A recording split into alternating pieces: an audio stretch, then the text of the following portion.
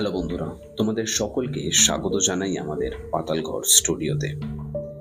আজ আমরা কথা বলবো কোণার্ক মন্দিরের কিছু অলৌকিক রহস্য সম্পর্কে।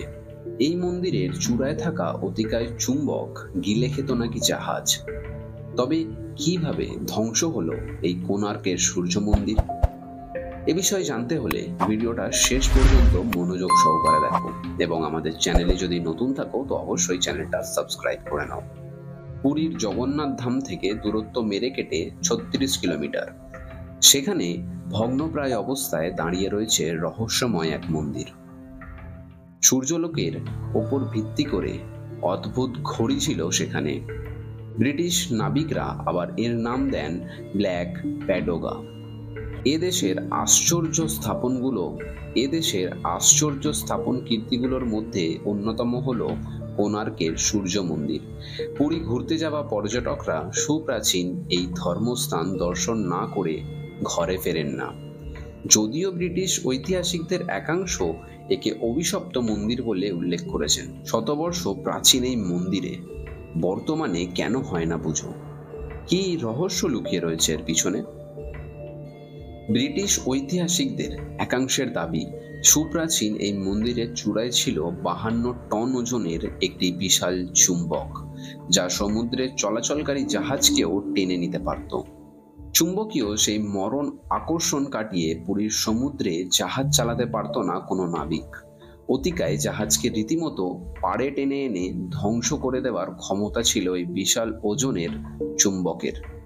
সেই কারণে কোণার্কের মন্দিরকে অভিশপ্ত বলে উল্লেখ করেছে তারা। যদিও পরবর্তীকালে ব্রিটিশদের ওই তথ্য উড়িয়ে দেয় জাতীয়তাবাদী ঐতিহাসিকরা। তাদের দাবি, দিক নির্ণয়ের ক্ষেত্রে সূর্য মন্দিরের অতিকায় ওই চুম্বক ব্যবহার করা হতো। পরবর্তীকালে চুম্বকটির অবস্থান বদল হওয়ার বিপাকে পড়ে বহু জাহাজ। ওড়িশার ইতিহাস অনুযায়ী খ্রিস্টীয় শতকে কোণার্কের সূর্য মন্দির ধ্বংস হয়। 1508 সালে বাংলার সুলতান সুলেমান খান সেনাপতি কালাপাহাড়ি পুরী আক্রমণ করে। তার হামলাতেই ধ্বংস হয় এই সূর্য মন্দির। বিশেষজ্ঞদের অনুমান, মন্দির ধ্বংসের সময় চূড়ায় থাকা অতিকায় এই চুম্বকটিকে সরানোর নির্দেশ দেন সেনাপতি কালাপাহাড়।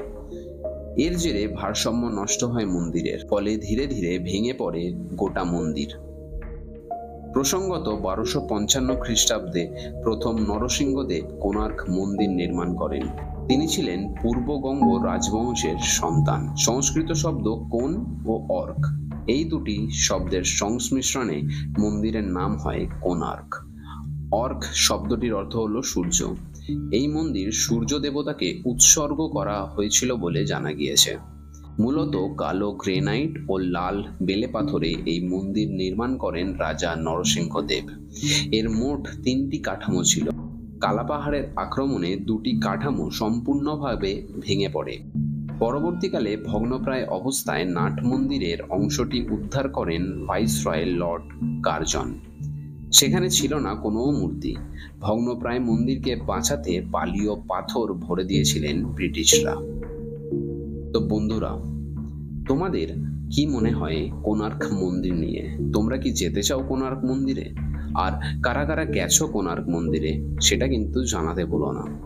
ভিডিও যদি ভালো লেগে থাকে তো অবশ্যই কিন্তু লাইক, শেয়ার এবং সাবস্ক্রাইব করতে কিন্তু ভুলো না। আজকের মতো এই পর্যন্তই। তোমাদের সাথে দেখা হবে পরের আরো একটা কোনো রহস্যময় ভিডিওতে।